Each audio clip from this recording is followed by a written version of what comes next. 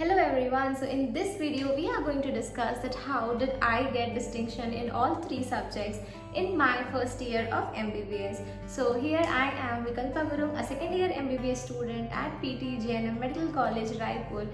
तो इस वीडियो में हम डिस्कस करेंगे कि मैंने कौन कौन से रिसोर्सेज थी जो यूज़ की अपने हर एक सब्जेक्ट को पढ़ने के लिए, एंड साथ ही साथ वी विल ऑल्सो डिस्कस कि हर सब्जेक्ट के लिए आपका पेपर प्रेजेंटेशन कैसा होना चाहिए जिससे कि आप ज़्यादा से ज़्यादा स्कोर कर सकते हैं। तो सबसे पहले स्टार्ट करते हैं एनाटॉमी के साथ। In anatomy the very first thing that you will be studying is general anatomy. और होता ये है ना कि हम शुरू कॉलेज ज्वाइन किए होते हैं जब ये चल रहा होता है, फिर हम उतना समझ नहीं पाते, बट जनरल एनाटॉमी को स्ट्रॉन्ग करना बहुत ही इंपॉर्टेंट है, क्योंकि अगर आपका जनरल क्लियर हो जाता है तो आपको एनाटॉमी की सारी टर्मिनोलॉजी क्लियर हो जाएगी। और सारा कुछ पढ़ना इंपॉर्टेंट नहीं है, मैं नहीं बोल रही कि आपको बुक का हर एक पेज पता होना चाहिए, हर एक चैप्टर थरली पता होना चाहिए, बट कुछ टॉपिक्स जनरल एनाट के ऐसे हैं जो कि डायरेक्टली पेपर में आते हैं, जैसे कि जॉइंट्स वाला जो पार्ट है जहाँ पे हम बोन्स के बारे में पढ़ते हैं, एपिफाइसिस के टाइप्स वगैरह पढ़ते हैं। तो ये कुछ ऐसे पार्ट्स हैं जिनके ऊपर क्वेश्चन आता ही है, एंड साथ ही साथ आपके कॉलेज या आपकी यूनिवर्सिटी के अकॉर्डिंग थोड़ा बहुत वेरी कर सकता है, बट ये टॉपिक्स हैं इंपॉर्टेंट और ये तो आने ही चाहिए आपको, क्योंकि ये एग्ज़ाम में आते ही हैं। ठीक है, the next is the upper limb, the lower limb, thorax and abdomen. तो ये सब कुछ जो है ये मैंने बीडीसी और विश्राम सिंह दोनों से ही पढ़ा था, but at the end moment during the exam मैंने सिर्फ और सिर्फ विश्राम सिंह पे ही फोकस किया था, उसी से ही मैंने सारा अपना रिविजन और सब कुछ किया हुआ था। तो I will also suggest you to go with Vishram Singh. उसके जो डायग्राम्स हैं they are like very good, आप जा सकते हो उसके साथ, बहुत ईजी भी है और वो याद भी जल्दी से हो जाते हैं और ड्रॉ भी ईजिली कर सकते हो। फिर हम आते हैं न्यूरो एनाटॉमी पे। तो न्यूरो एनाटॉमी भी विश्राम सिंह की अच्छी है, उसका एक पूरा प्रॉपर बुक है क्लिनिकल न्यूरो एनाट के ऊपर, और वो बुक भी बहुत ही अच्छी है। तो आप क्लिनिकल न्यूरो एनाट के लिए भी विश्राम सिंह के साथ ही जाएँ। अब इसके बाद हम बात कर सकते हैं रिसोर्सेज, जो कि है यूट्यूब चैनल। हाँ, तो कुछ यूट्यूब चैनल्स हैं जहाँ पर आपको एनाटॉमी के बहुत सारे कॉन्सेप्ट्स अच्छे से क्लियर हो सकते हैं, जैसे कि एक चैनल है जोहारी MBBS का, उसके मैं कुछ वीडियोस देखती थी।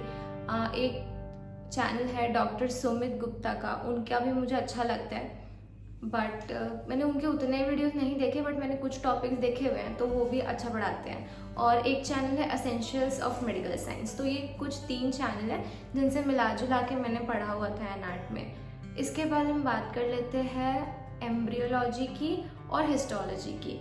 तो एम्ब्रियोलॉजी भी मैंने यूट्यूब वीडियो से ही किया था, और मतलब एम्ब्रियो में ऐसा कुछ नहीं था कि मैंने फिक्स किसी एक ही पर्टिकुलर इंसान के वीडियोस देखे हैं, मुझे जब जिसके अच्छे लगते थे मैं थोड़ा सा चेक करके वो देख लेती थी। और एम्ब्रियो के लिए मैंने बुक एज सच कोई नहीं पढ़ी थी, एक मतलब PDF था हमारे पास कॉलेज का छोटा सा, जिसमें हर चीज़ थोड़ा क्रिस्प वे में दिया हुआ था, तो मैंने वो PDF पढ़ा था और साथ में यूट्यूब वीडियोस देखे थे, और एम्ब्रियो लाइक वो हो गया था। हिस्टोलॉजी भी मैंने हमारे कॉलेज में जो मैनुअल मिला हुआ था उससे पढ़ा था। तो हिस्टो और एम्ब्रियो भी नेगलेक्ट नहीं करना है, बहुत ही स्कोरिंग पार्ट है, आप इजीली स्कोर कर सकते हो और क्वेश्चंस आते हैं। यूनिवर्सिटी में भी हिस्टोलॉजी के ऊपर क्वेश्चन आता ही है और एम्ब्रियो के ऊपर भी आता है। जो लॉन्ग क्वेश्चन आता है उसमें एक पार्ट बन के आ जाता है हिस्टोलॉजी और एम्ब्रियोलॉजी। अब बात करते हैं पेपर प्रेजेंटेशन की।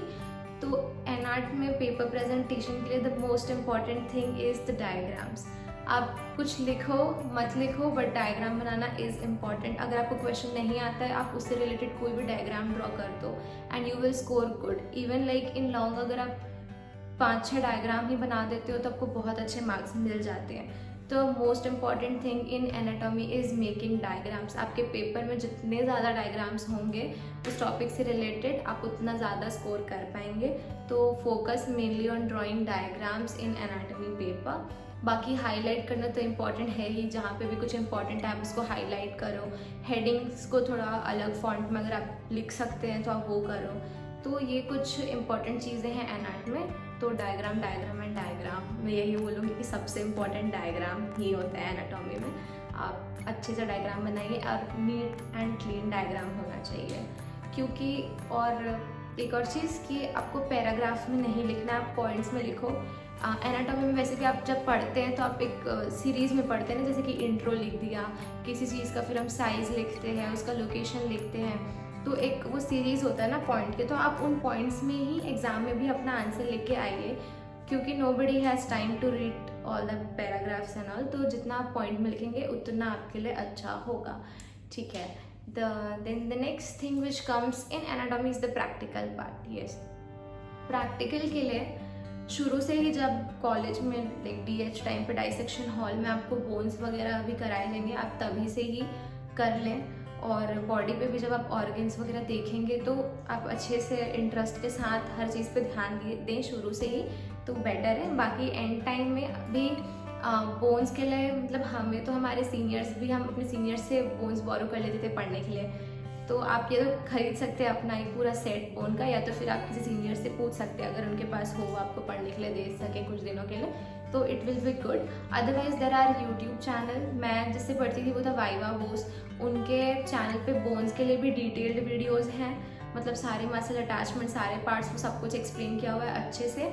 और ऑर्गन के लिए भी viva Bose is a good channel and you can go for that channel for studying the practical part and everything, and you will be good to go.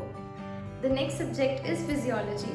तो फिजियोलॉजी में जो बुक मैंने refer की थी दैट इज़ GK पाल। शुरू से लेके end तक I was referring to GK Pal only. आप अच्छे से आंसर राइटिंग कर सकते हैं यूजिंग द टेक्स्ट बुक। इसके बाद में talking about the YouTube channels, सबसे पहला चैनल है Ninja nerd and the second channel is of doctor नाजीब। बहुत ही अच्छा चैनल है उनका, उन्होंने हर टॉपिक को बहुत ही डिटेल में एक्सप्लेन किया हुआ है। अगर आप उनके वीडियोस देखते हैं टाइम निकाल करके तो डेफिनेटली आपके कॉन्सेप्ट्स बहुत अच्छे से क्लियर हो जाएंगे और वो लॉन्ग टर्म में आपके लिए बेनिफिशियल रहेगा।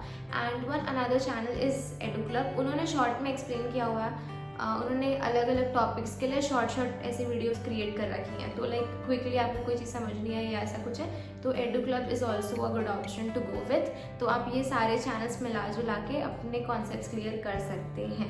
The next is the practical part. तो प्रैक्टिकल के लिए भी जो मैंने बुक पढ़ी थी वो GK पाल की प्रैक्टिकल बुक थी। कॉलेज से मैनुअल मिलता है but that is not enough for physiology practicals, तो GK पाल का practical book is the best one. And मैं ये भी बोलूँगी कि फिजियोलॉजी प्रैक्टिकल के लिए लिटरली कॉलेज जाके प्रैक्टिकल अटेंड करना बहुत ही इंपॉर्टेंट है, क्योंकि आप जब तक नहीं करेंगे वो बिल्कुल भी क्लियर नहीं हो पाएगा। यू शुड लाइक नो कि प्रिक कैसे करना है, यू शुड नो कि स्मीयर कैसे बनाना है, माइक्रोस्कोप में लाइक सेल्स की काउंटिंग कैसे करनी है, और ये सब तभी समझ में आएगा जब आप वो परफॉर्म करेंगे। पेरीमेट्री एक ऐसा प्रैक्टिकल है, वो भी बहुत इंपॉर्टेंट है। तो मतलब फिजियोलॉजी प्रैक्टिकल्स तो है ही ऐसे कि आपको जाके वो परफॉर्म करना ही है, उसमें मतलब बिल्कुल भी कॉम्प्रोमाइज़ नहीं करना है, क्लासेस अटेंड करनी है फिजियोलॉजी प्रैक्टिकल्स की, तभी आप अच्छे से समझ पाएंगे चीज़ों को, ठीक है। इसके बाद में फिजियोलॉजी प्रैक्टिकल वाला जो पार्ट है इसके लिए भी there are some YouTube channels. मैंने इसके लिए कोई एक चैनल रेफर नहीं किया था, बट आप यूट्यूब पे सर्च करेंगे तो आपको मल्टीपल वीडियोस मिलते चले जाएंगे हर प्रैक्टिकल के लिए। तो एग्जाम के पहले दिन आप वो एक बार देख के जा सकते हो। कुछ चैनल्स ऐसे भी हैं जो कि एंड में आपको वाइवा क्वेश्चंस भी बता देते हैं कि like these are the questions which can come out like from these particular practicals. तो ऐसे आप चैनल्स फॉलो कर सकते हैं, आप यूट्यूब में थोड़ा सा सर्च कर सकते हैं, मल्टीपल आते हैं। कोई प्रैक्टिकल किसी ने अच्छे तरीके से बताया, कोई प्रैक्टिकल किसी ने अच्छे तरीके से बताया, तो मैं एक चैनल तो रेफर नहीं कर पाऊँगी फिजियोलॉजी प्रैक्टिकल के लिए। रही बात फिजियोलॉजी में आंसर राइटिंग की, तो फिजियो में भी डायग्राम्स बनाना इम्पॉर्टेंट है। बहुत सारे लाइक फ्लो चार्ट्स दिए रहते हैं, ग्राफ्स बना सकते हो आप, या कोई थ्योरी आपने लिखी है आप उसको डायग्रामेटिकली शो कर सकते हैं तो आप वो कर लीजिए। डायग्राम्स बनाइए फिजियो में भी, it will be good to score. और इसके बाद है कि क्लिनिकल सिर्फ एनाटॉमी में लिखना है ऐसा नहीं है, आपको तीनों सब्जेक्ट में क्लिनिकल लिखने पे फोकस करना है। जैसे कि आपका क्वेश्चन है मैकेनिज्म ऑफ HCl सिक्रीशन, ठीक है, तो आप वो तो एक्सप्लेन करोगे, बट आपको क्लिनिकल जहाँ नहीं भी पूछा गया आपको हर आंसर के एंड में क्लिनिकल लिख के आना है। Like for this you can write about the complete peptic ulcer part, ठीक है। तो और फिर इसका फिर आप ट्रीटमेंट भी बता देंगे तो और अच्छा। लाइक क्लिनिकल पर आप अच्छे से लिखो, क्लिनिकल जो डिजीज़ है आप उसको एक्सप्लेन भी करो, साथ ही साथ उसका ट्रीटमेंट भी। अगर आपके पास लिखने को टाइम है then go for it. Clinical लिखना बहुत इंपॉर्टेंट है, आप क्लिनिकल लिखेंगे तो आपके मार्क्स ऑटोमेटिकली बढ़ेंगे। तो भूलना नहीं है बिल्कुल भी, क्लिनिकल तो लिखना ही लिखना है हर आंसर के एंड में। भले आपके पास टाइम नहीं है ना, तो आप सिर्फ उसका नाम ही लिख के आ जाओ कि हाँ क्लिनिकल पार्ट और ये इंक्लूडिंग दिस। तो बहुत इंपॉर्टेंट है। आपके पास टाइम नहीं है, आप सिर्फ नाम लेके बट आप मेंशन करो कि आपको इस टॉपिक से रिलेटेड क्लिनिकल पता है, क्योंकि हमारा एम क्या है, हमको तो मेन क्लिनिकल काम ही करना है। तो क्लिनिकल लिखने में बहुत ही ज़्यादा फोकस करना है। हर एक टॉपिक से रिलेटेड आपको क्लिनिकल्स पता होने चाहिए, at least the name you should know. Now the next subject is biochemistry. तो बायोकेमिस्ट्री के लिए मैंने जो बुक रेफ़र किया था दैट वाज पंकजा नायक। इससे बेटर बुक्स भी हैं, सत्यनारायण और वासुदेवन अच्छी बुक्स हैं, आप वो पढ़े तो और भी ज़्यादा बेटर होगा, बट मैंने पंकजा पढ़ा था तो I am being honest here. और जाम्बुलकर सर के नोट्स, जैसे कि सबको पता ही होगा, फर्स्ट ईयर स्टूडेंट्स को तो पता ही होता है, क्योंकि बहुत लोग तो शुरू से एंड तक वही पढ़ के वो एग्ज़ाम भी दे देते हैं और अच्छे से क्लियर भी कर लेते हैं। But I was not dependent on Jambulkar. बहुत लोग पढ़ते थे, इसलिए एंड में मैंने देखा था, कुछ रिवाइज भी किया था उससे, but I was not completely dependent on Jambulkar. तो आप भी अपने अकॉर्डिंग कोई अच्छी सी बुक रेफर कर सकते हैं। मैं भी कह रही हूँ कि पंकजा से बेटर बुक्स है सत्यनारायण और वासुदेवन, अगर आप वो पढ़ लेते हैं तो आपके लिए और भी अच्छा है। Now coming to the answer writing part. तो बायोकेमिस्ट्री में फ्लो चार्ट्स बहुत ही ज़्यादा इंपॉर्टेंट है। फ्लो चार्ट्स के साथ साथ अगर आप डायग्राम कहीं पर पुट ऑन कर सकते हैं तो आप वो भी करिए। एंड लास्टली क्लिनिकल, वो तो इम्पॉर्टेंट है ही। जितने ज़्यादा साइकिल्स, जितने ज़्यादा फ्लो चार्ट्स आप बना के आएंगे उतना ईजी होगा एग्जामिनर के लिए चेक करना। तो अवॉइड करिएगा पूरे आंसर्स जो है वो पैराग्राफ में लिखने का, बिल्कुल अवॉइड करिएगा। आप लिखिएगा पॉइंट्स में और it will be helpful to you, क्योंकि वो एग्जामिनर के लिए ईजी हो जाता है चेक करना। तो वो without any frustration they will check your paper and definitely you will score better. तो वही है कि आपको पॉइंट्स में लिखना है, फ्लो चार्ट्स होने चाहिए, डायग्राम पॉसिबल है तो बनाइए। And clinical is important for biochemistry also. Like तीनों सब्जेक्ट में clinical is like very very very important, आपको लिखना ही है। जैसे कि मैंने पहले भी बोला, अगर आपको सिर्फ नाम पता है आप सिर्फ नाम मेंशन करके आओ, बट आप एक हेडिंग दो क्लिनिकल का। कोई भी क्वेश्चन आया हो, आप क्लिनिकल का हेडिंग आपको मेंशन करना ही है वहाँ पे। अब हम आते हैं प्रैक्टिकल वाले पार्ट पे। तो बायोकेमिस्ट्री का जो प्रैक्टिकल वाला पार्ट है ना, उसमें आपको अलग से कोई बुक रेफर करने की ज़रूरत नहीं ही पड़ेगी। आपके कॉलेज वालों ने जो आपको मैनुअल प्रोवाइड किया है उसमें सारा कुछ दिया हुआ होता है। बट ये है कि हाँ, उसमें रटना पड़ेगा, क्योंकि आपको पता होना चाहिए कि कौन से प्रैक्टिकल में आपको कितना, कौन सा केमिकल डालना है, किस अमाउंट में डालना है, ठीक है। और हर चीज़ का एक तरीका दिया हुआ है, ठीक।